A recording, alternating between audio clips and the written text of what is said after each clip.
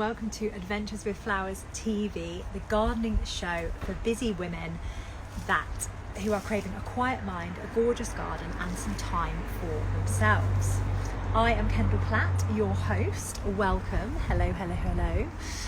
I am the Mindful Gardening Coach and I am here to get you growing a garden that sets your heart on fire whilst that you, in the small pockets of time that you have available to you, so you can feel calmer, more confident and actually get enjoying your garden.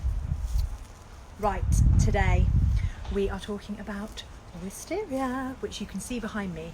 Now, I'm not going to lie, I have already pruned mine.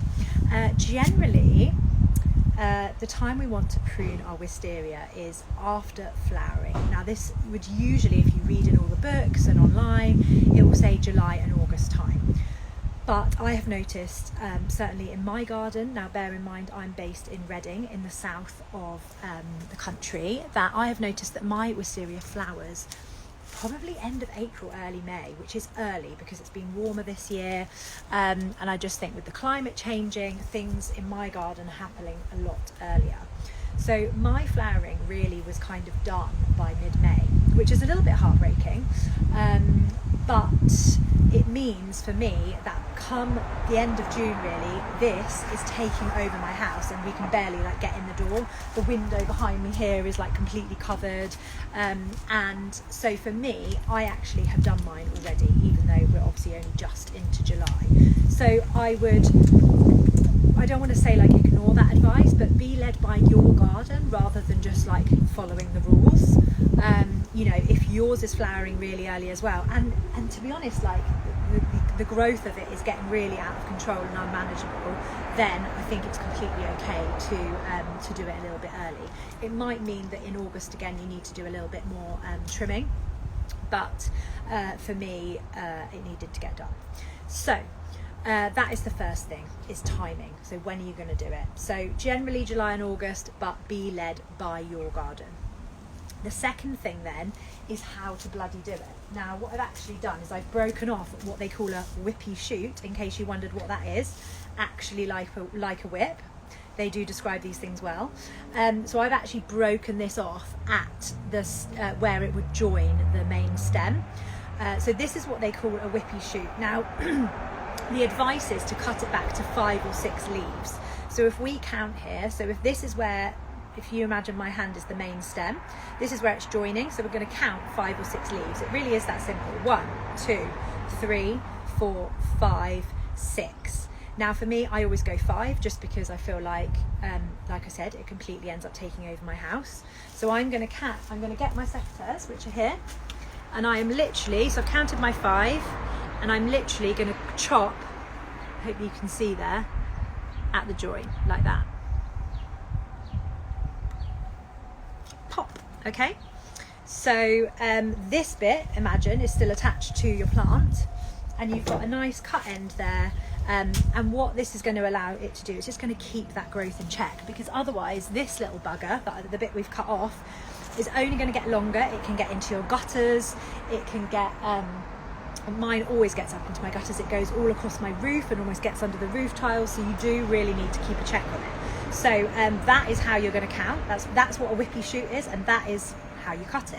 And you're just going to do that all the way around the structure. So you've got your main stem, which is the main structure, usually a woody part, and then you're going to do that and cut all of these back, okay, to keep it in check. Let's just have a look here. We've got some questions.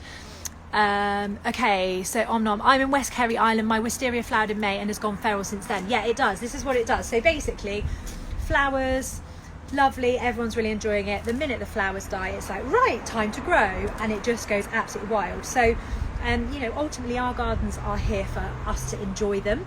So if it is literally a case of these getting wrapped around your head every time you're trying to get in the bloody front door, it's irritating as hell. So I would say go for it now, especially as we're in July, so you're still following the rules, and give it a good old cut back, and that will hopefully keep the growth in check.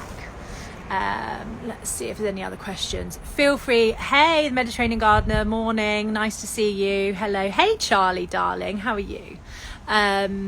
Really good to see you. If you've got any other questions at all, pop them in and I'll cover them at the end. The last thing I want to say then is about tying in supports. Now, my wisteria is quite well established. It's got quite a good structure to it. I'm quite happy with that. And then what I do is, once I've cut back, this is the crap bit, so let's get rid of that. But once I've cut these back, if I need to, and I'm conscious that, you know, especially at the minute there might be some more growth put on, I will tie these in to the main stem if I feel I need to, because I don't want them to be getting into my gutters. So that is an option as well, is to, once you've chopped, to then tie, if you're worried about the shape, especially if it's a younger wisteria and you're still trying to prune the shape, then try and tie these shoots in so you get the shape that you want, you know, the basic framework of growing. So what if you want the shape to grow? Yeah, there you go, so pink wombles. Yeah, so that's it. So that is the key thing, is kind of deciding on what you want the shape to look like. So my wisteria here, I don't know if you can literally just there. That's where it grows from. It goes up here, it comes along. It comes around the corner there, and it also comes the other way, also comes all the way along this side of the front side of the house here as well. Okay, but you might decide, and then I give it a hard stop. I don't want it to go any further. What it always tries to do is climb up that telephone wire there and the drain pipe, so I don't want it to do that. So I really make sure I give it a hard stop. I always cut it right back there. But the key thing with the shape is really to decide on what shape you want it to be, where you want it to grow on the house, and anything that doesn't fit into that shape, cut it the hell off, both now and then again at the winter pruning in kind of Jan-Feb time as well, which I will do another video when it's time for that. I don't want to overload you with that at the minute.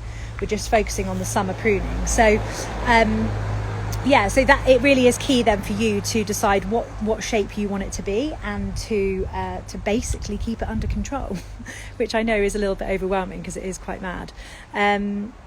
But yes, so if there's any other questions, do let me know in the comments.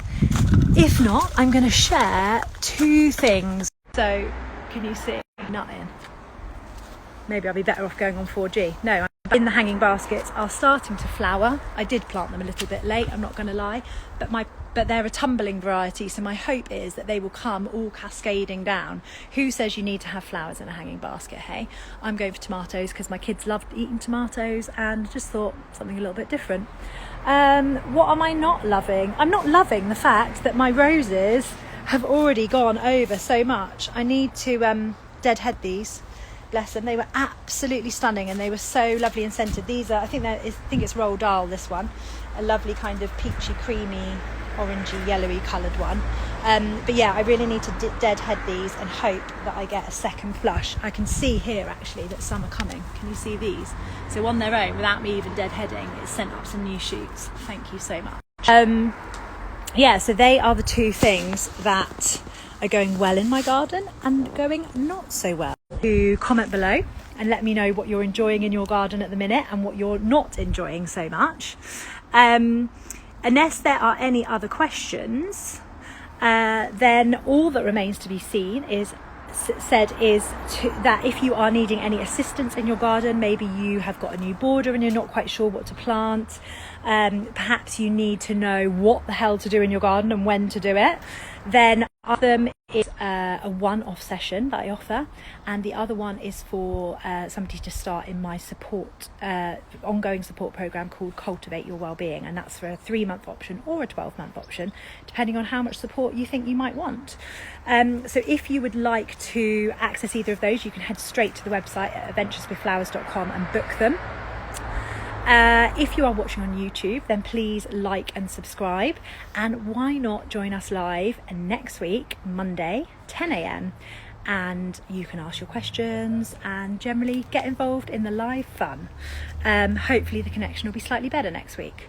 But yeah, other than that, I hope you all have a gorgeous day, and I will see you next week. Don't forget, oh, somebody's come back. My wisteria has branches that has entwined around itself. What can I do? That's no problem. They're obviously presumably wooden ones, so they've properly embedded themselves. That's not a problem. That's what wisteria will do. not an issue at all, and actually quite beautiful in the winter when all the leaves have died back. So that's not a problem at all if they are kind of, you know, that's the main frame. You just leave it as it is. If you don't want them to entwine and they're still green, then just unravel them. My wisteria gets really caught up around itself, certainly the new green shoots. That's how they grow. They're climbers, so they will kind of latch onto other things. So again, having a wisteria can be a little bit overwhelming. It is worth it, in my opinion, if you can get good flowers in May, but then I think the rest of the time it can be a bit of a nightmare, and it can be quite overwhelming. So yeah, I think the key message here is for you to take control of it. Give it a good cut back twice a year, and you know, make sure that you decide on the shape and how you want it to grow, and basically keep it within that. So I hope that's been helpful, and thanks so much. See you next week. Bye. Welcome.